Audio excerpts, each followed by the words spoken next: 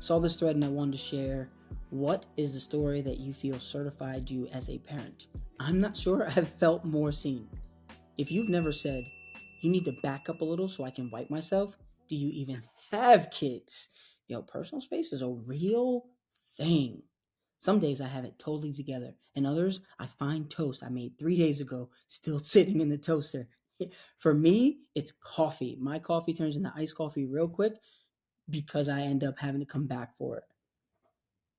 As a parent, my hobbies include repeating myself, rage waiting, and repeating myself. Can we all take a moment to appreciate that sigh that we have when we're waiting for our kids to get to the place we want to get to? However, they are rushing us out of the house to go to the bounce house or the trampoline park. Oh man, that's rough. Sleeping with a toddler is like sharing a bed with a drunk octopus who is looking for his car keys. I'd also like to state it is probably one of the most fun things in the world to get kicked in the junk at 2 a.m. in the morning. Kids talking through the best part of the song since the dawn of time. So, first off, this goes for anybody, but my first move, I'm turning the music up. If you don't get the hint, then I'm starting the song over. If we still need to have a conversation, then I'm looking at you, telling you, hey, my performance is about to start. You need to be quiet. But I will say, me and Ava have a pretty good taste in music or similar taste in music. So we end up performing together most of the time. Me, always be honest. Also, me, if anyone at the zoo asks, you're 2 years old, okay? Yo, to me, what sticks out is Legoland. They have that same 2 year thing. And Ava was 3, and I'm like, yo, baby girl, as we're rolling up.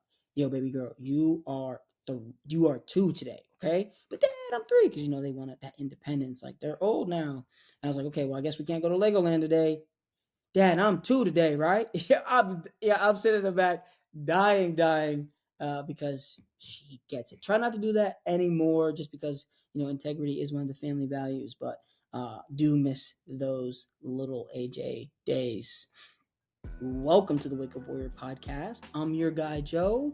The podcast is a place for parents to learn, grow, maybe think a little bit different. If you're listening or watching on YouTube, do me a favor, hit that subscribe button. Thanks. Appreciate that. If you are listening on one of the podcast platforms, please leave a 5-star review.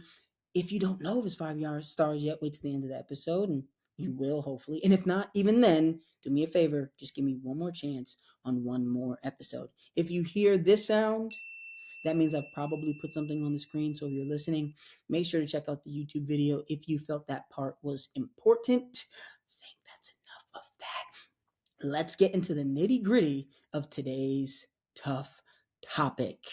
So it actually comes from another episode that we had where I tell a story, and I'll play that story for you. About that. Before we go, I wanted to share a story from last week at the gym.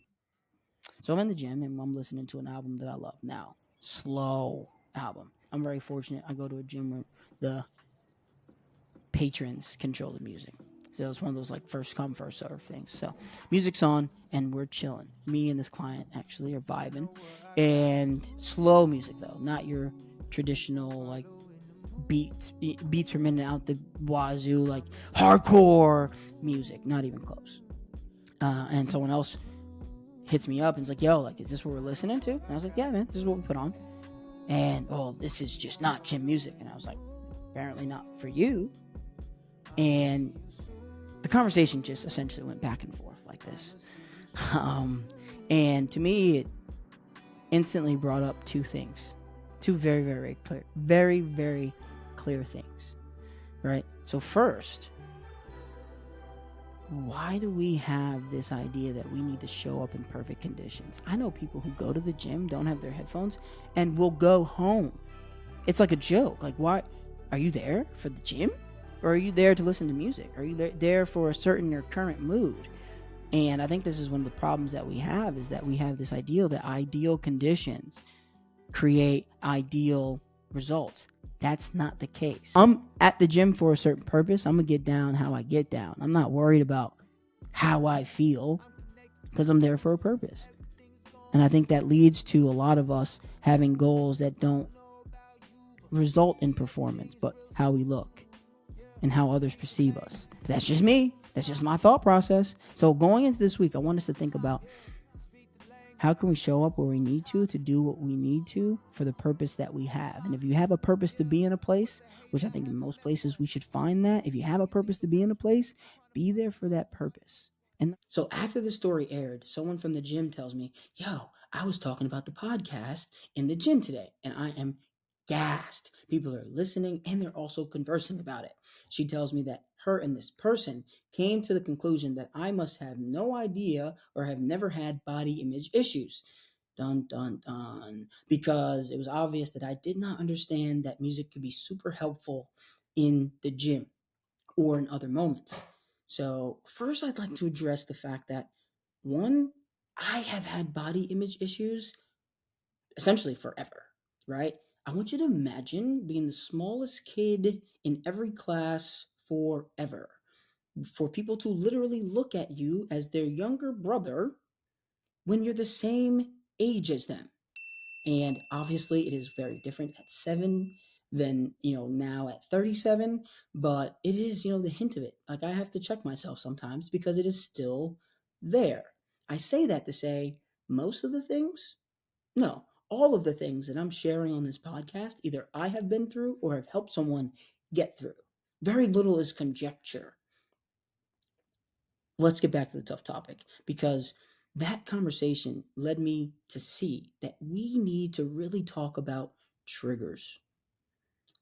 The first thing we need to talk about is we cannot miss the point of what is being said and done.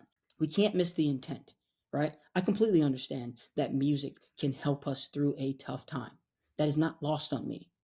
But in this scenario, it's also a crutch. And my point was that although music does help, what do you do when you're on that island and don't have access to it?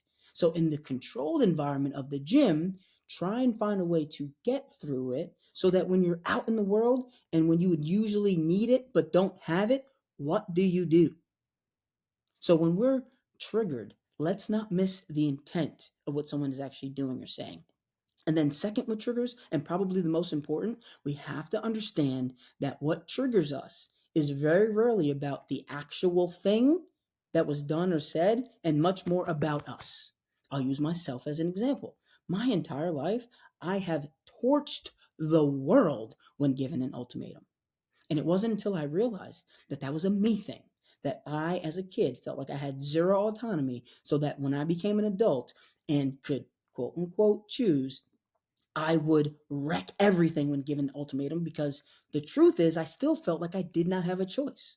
When I recognized that, I also had to recognize, hey, I'm an adult now who should be able to communicate, collaborate, compromise. And if I don't do those things, then I am still being that little kid.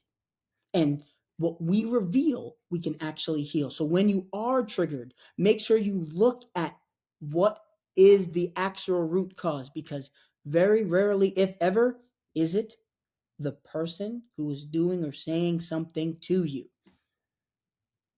Hmm. Let's let that settle. And let's also change the energy, literally and figuratively, with the thing that I'm seeing is helping me out the most. Skittles. Now, I know some people are just like, yeah, I'm done with this podcast. Sugar is the devil. Well, if we don't overindulge, and I'm talking about Skittles in like 100-calorie increments, what I'm seeing is a really great way to reduce that brain fog and or body fog late in the day. And is a great substitute for coffee and other stimulants that have other side effects like that crazy crash and disturbing our sleep. So whether it's Skittles or jelly beans or gummy bears, about 100 calories, and let's not go crazy, I'm seeing is really helping us get through that late day fog. Now that takes care of our physical energy, but what about the mental feel? How does a mental health day sound? Probably pretty good, huh? It also sounds great to your kids. I'm not sure if you had this happen, but to me, Ava wakes up one day and she's like, Dad, I don't want to go to school. And I'm like, why? She's like, I don't really know. I just don't want to go. And I'm like, yo, I'm going to work today. So you're going to school. And so we go to school. I drop her off. As I'm leaving, I'm like, yo, what if she had like that final destination moment and like she's got a feel but didn't talk to me about it. And like, what if today is the day? And all day I'm honestly carrying this with me. So I take a little page out of the Allison family handbook. Shout out to the Allison family. And I bring to her the option of mental health days. So she has an opportunity for one day each quarter, almost like PTO, to earn a mental health day with her effort at school. I like to reward effort instead of grades because some kids bust their butt to get D's and some kids cruise to A's. But effort, being like a family value of ours, is a controllable trait. And so she can earn a mental health day. Now, I do say that she can't use it to get out of a test she didn't study for, but to be perfectly honest, if she really needed it, I'd probably let her. And two things have been really productive of this. First is when you bring something like this to your kid, when you're bringing less favorable things to them, you get a little bit more buy-in because they see that you have their best interest at heart. And two, we started this in first grade. It's now sixth grade. There's only 1 year. Now, each year she used them, but there's only 1 year she used all four. So outside of money, this is another way for her to start to assess what is valuable and what's not. Because she wakes up, maybe I'll use it. No, I'm going to save it. Right. And far too often we don't take all of our rest days. So at some point we'll probably address that. But right now it's been a really great way for us to kind of bond. Now, I feel like that is a win, but our win/winner of the week, my man Isaac Taylor. Yo, let me tell you, this father of six is an overnight security guard. And about 6 months ago, this dude got into a car accident that totaled his car. And since then, he's been riding his bike to work. 16 miles each way. Yes, 32 miles round trip. This man has been riding his bike to work as an overnight shift guy. And I'm assuming what you're assuming is that when he gets home, he knocks out. No, he still takes his youngest of six to school each morning when he gets back out. Now, I'm assuming he takes a nap after that because this man got to sleep at some point. But what I want to say is, one, Isaac, keep doing your thing. We all see you. And in his community, along with a nonprofit and travelers insurance, they were able to get this man a car. Now, I want you to hear me that right now you're probably dealing with a car crash of your own. And I hope that you still have the courage and endurance to get through those days because it is tough. And very few times do our kids or really anyone see the true sacrifices that you are making right now. But get through to the other side. Please get to that other side because better days are coming. Shout out to Isaac as the winner of the week. Keep doing what you're doing. Keep being an example for all of us, but also for those of you who are doing it and it's not on the front page news. Keep going, please. Now, before we get out of here, I want to share the morning minute with you. Now, you've heard it. I've heard it. Life's a marathon, not a sprint. My question to you, though, is what is your pace? Because a lot of us are walking and using the marathon, not a sprint, as just like, hey, I'm in the race, where others of us are, with every opportunity, with each day, are at a pace that we can be proud of. We aren't just in the race, we're trying to maximize our performance. Now, I get it.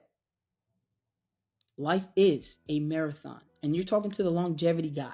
It is a marathon, not a sprint. You don't have to blow it out every single day. But are you at a pace that you're proud of? If you made it this far, I just want to say thank you for listening to the podcast on a regular basis. Please share it. If you feel like there was any value here, please share that with someone that you care about so they can get the same value from it. Take care and be well.